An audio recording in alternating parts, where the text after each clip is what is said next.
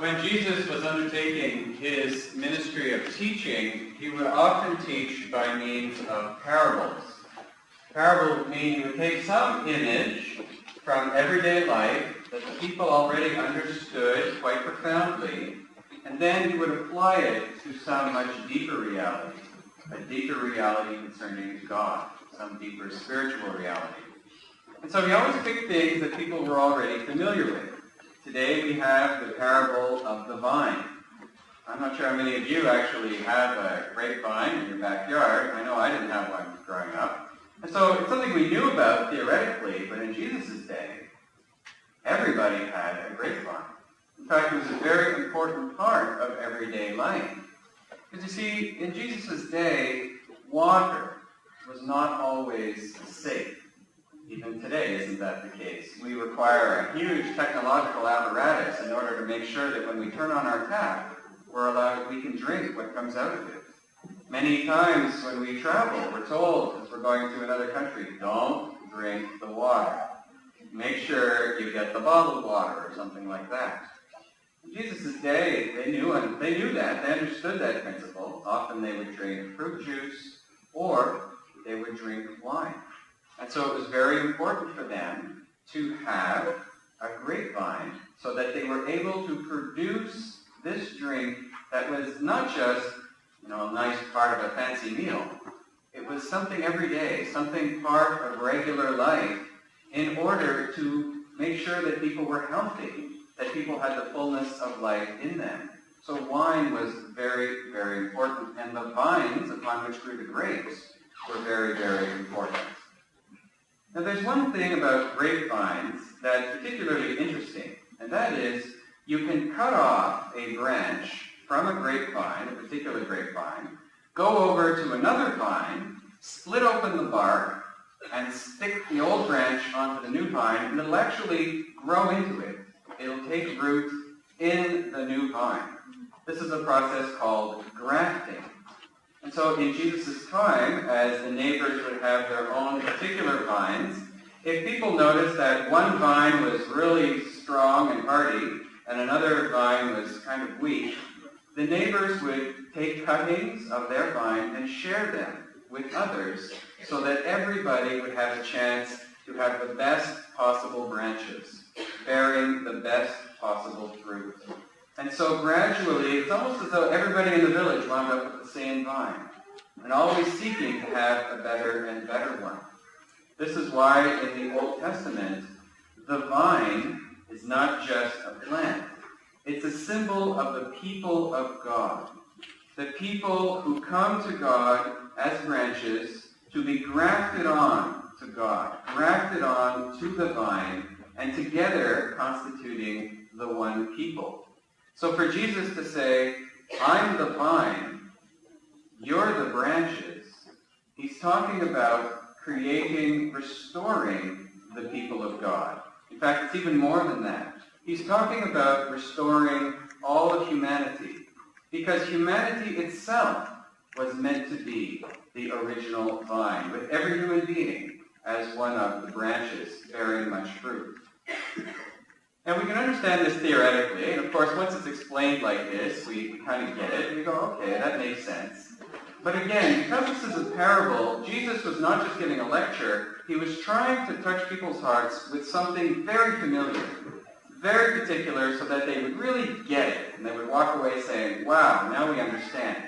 Because we don't all have grapevines in our backyard, it's possible that this does remain for us a little theoretical. So I would like to offer you what I think Jesus might have used as an analogy today, now in the 21st century. Instead of talking about grapevines, I would like to offer you the parable of the power extension cords. Okay? So here I have an extension cord. I can authenticate that it works very well. I have actually used this cord. And it's, fairly ordinary. Plug on one end, sockets on the other. And it's pretty heavy duty, blue, pretty straightforward power cord. Now, there's nothing wrong with this power cord, but at the same time, it is possible for it to become even more excellent. And that is if I plug it in. You see, if I plug it in, it's much more useful all of a sudden. So this power cord, the blue one, represents our first parents, Adam and Eve, or Uga and Buga, whatever their names were back in the Stone Age. Whenever it was that God took some animals and gave them the first immortal souls, God took them from being just animals and made human beings out of them, something very special happened. They went from being ordinary individuals to being individuals who were plugged into God.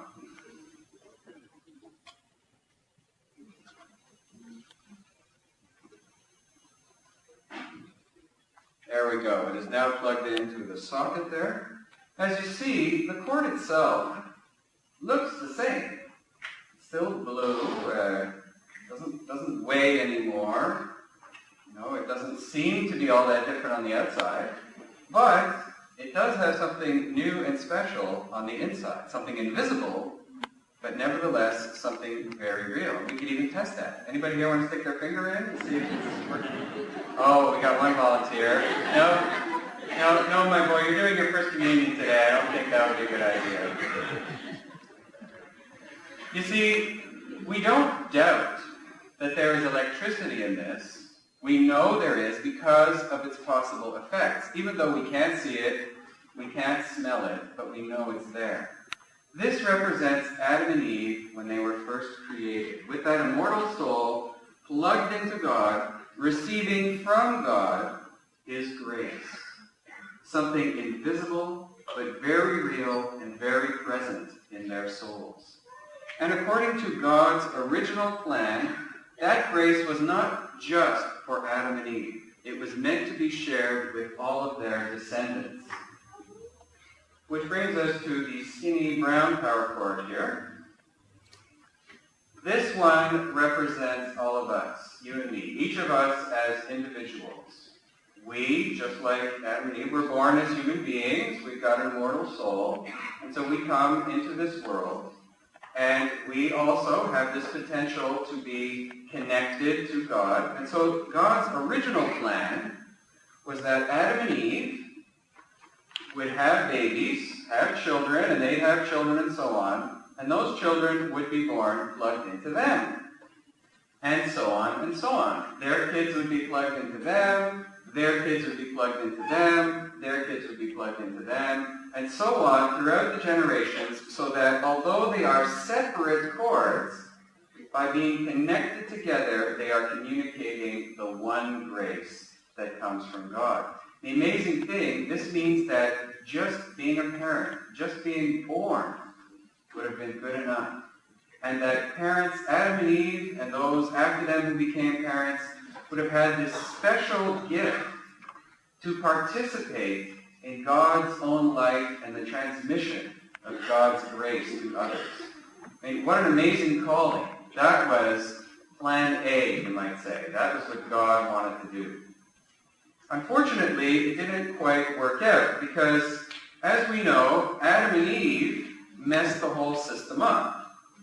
We don't know exactly what their sin was, but we know that their sin was bad enough to cause the following effect.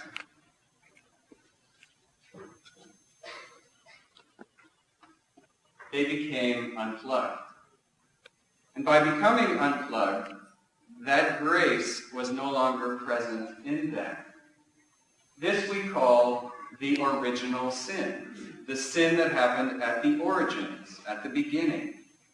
And unfortunately, because of it, and because of the way Plan A was structured, it also meant that their descendants, their biological descendants, would be born without that grace in them either. This represents us, the way we are born. We are born unplugged. Now, it's not our fault. It's not our fault. It's nobody's fault. It's the fault of the first ones. But because of the special opportunity God gave them to be a source of blessing, and because they blew it, in turn, we lost the opportunity to receive that blessing. So this is, unfortunately, the way we enter the world. But God is very good, and whenever plan A doesn't work out, he's got plan B waiting. And plan B, of course, is going to be even better than plan A. So I will now show you plan B. Plan B is the heavy-duty, orange, really long, super-duper extension cord, okay? This is plan B. This is Jesus Christ. Now, something very interesting about Jesus, in our faith, we believe that Jesus is both fully God and fully human. He's not half God and half human. He has a true divine nature, perfectly compatible with God the Father, and at the same time has a true human nature, perfectly compatible with being part of the human race. And sometimes we don't quite clue in why this is important. Sometimes we wonder, wasn't Jesus just a nice guy, a good prophet, a good teacher, a good example? Is it really that important that he had these two natures? But through this analogy, I think you'll see why. You see, Jesus, by being truly divine, by truly having a divine nature, that means that he is plugged in to the Father, and he can never become unplugged. It's impossible for him to become unplugged because he shares the very nature of the Father. This is part of the reason why Jesus in the New Testament, one of the titles he gets is the New Adam. He's, in a sense, taking the place of the first Adam, and this time it's even better, because while the first Adam could get unplugged, the new one, we are guaranteed that if we plug into him, we're never going to suffer the consequences of him doing something dumb.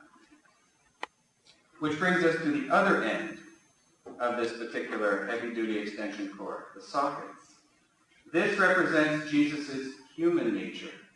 Because Jesus took on humanity that he shares with us, or we share with him, that means that he is perfectly adapted for us to be able to plug into him. And so we now, although we're not born with this, we can achieve it in our life by plugging into Jesus. And the thing is, now everybody has the opportunity to plug directly into Jesus. We don't have to plug directly into others who might sin. We have the opportunity to take on Jesus as the one who communicates God's grace, and Jesus can never get unplugged.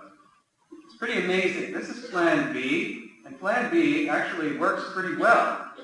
This is a way of communicating God's grace. And the sacrament by which we get plugged in, the sacrament that accomplishes the following, going like this, that sacrament is baptism. That's what baptism does. So you see, baptism we call the new birth. You have to get born again, and the sacrament that does that is baptism. Why do we call it that? Well, in Plan A, it was the natural birth that did it. Now in Plan B, we have a spiritual birth that comes through baptism. This is part of the reason, by the way, why we baptize babies. Sometimes people wonder, should we wait till they're older so that they can make their own choice and we shouldn't impose baptism upon them? But that's taking the question out of context. In Plan A, we're going to be born with the grace. So what we do in Plan B is we say, we're not born with it, but we're going to give it to you as fast as possible. So we take the kids to church and get them baptized as soon as we can, because we want to share with them this capacity to live in God's power, to live in God's grace and God's love, to be connected. As an analogy, you might say, you see all of the persons of the Holy Trinity in this image. God the Father, he is the source of all the power. He is the phenomenally powerful electricity generating apparatus that exists in some ways far away, but nevertheless is able to be communicated close to us. And from our point of view, that's infinite. Just like the electricity we get in our homes is effectively infinite from our point of view. If you were to flick on all the lights and all the appliances in your house, you would never exhaust the potential power that would come into your home. From our point of view, it's basically infinite. That is the Father. God the Son, that's Jesus, who is part of the system, and yet is the means by which that power is communicated to us, by being perfectly divine and perfectly human. And finally, God the Holy Spirit, he's the electricity. He's the electricity that wants to come and dwell in us, to give us the power. We sometimes don't recognize what kind of a difference that can make. But consider this brown power cord that is unplugged. Consider this. Unplugged, it looks about the same as if it were plugged in. It weighs the same. It has no other special features on the outside. But to be honest, unplugged, it really isn't all that useful. What would we do with this unplugged? I mean, I suppose you could turn it into a leash to walk your dog or something, but apart from that, it doesn't fulfill its true potential. It's when it's plugged in that it fulfills its true potential, because it gets that invisible power inside of it. Think of what Jesus said in this parable of the vine. I'm the vine, you are the branches, abide in me, and you will bear fruit. Something good will come out of it. If you don't abide in me, then you're not going to bear fruit. You're just going to be on your own. So this is what Jesus is saying. And consider this. I know this is a bilingual church, so many of us here are bilingual. What is the French verb to plug in? Brancher. Literally, to branch. To become a branch. Part of the vine. Drawing on that life, being able to bear good fruit, being able to communicate it for some great purpose. This is what God promises us. This is his promise to all of us. Now for you kids who are doing your First Communion today, this is very important for you because through your First Communion, you are saying that you want to be plugged into God forever. And each time you come for your Second Communion and your Third Communion and your Fourth Communion, it's an opportunity for you to ask yourself, first of all, am I still plugged in? Or did I get unplugged somewhere along the way and I have to get plugged back in? So it's a chance, first of all, to make sure that you're plugged in. And secondly, every time you come for communion, it's like you get an extra boost of that power so that you then go out of the church saying to yourself, okay, now that I had communion this week, what am I going to do with the power that I got? How am I going to be able to make a difference for the people around me? So receiving communion is very important, and we're very proud of you that you are having your First Communion today. For the rest of us in the church, as I say, it is unfortunately possible for us to become unplugged. We can act more like Adam and Eve than like Jesus and get unplugged. But the good news is, it's always possible to get plugged back in. Just as the first moment was in baptism, it is possible to renew that through a sacrament called the Second Baptism, otherwise known as the Sacrament of Reconciliation, or Confession, if you want to use the popular term. So each of us, perhaps, from this Eucharist, can take away the same lesson that the children here will be receiving in their First Communion. Take a look at our lives and say, am I plugged in? I've known a lot of people who at times have felt pretty darn unplugged from God. Take a look at our lives and say, am I plugged in? Ask for that desire to make sure we are, and then to see, when we leave church today, how do we take that power and use it to transform our world?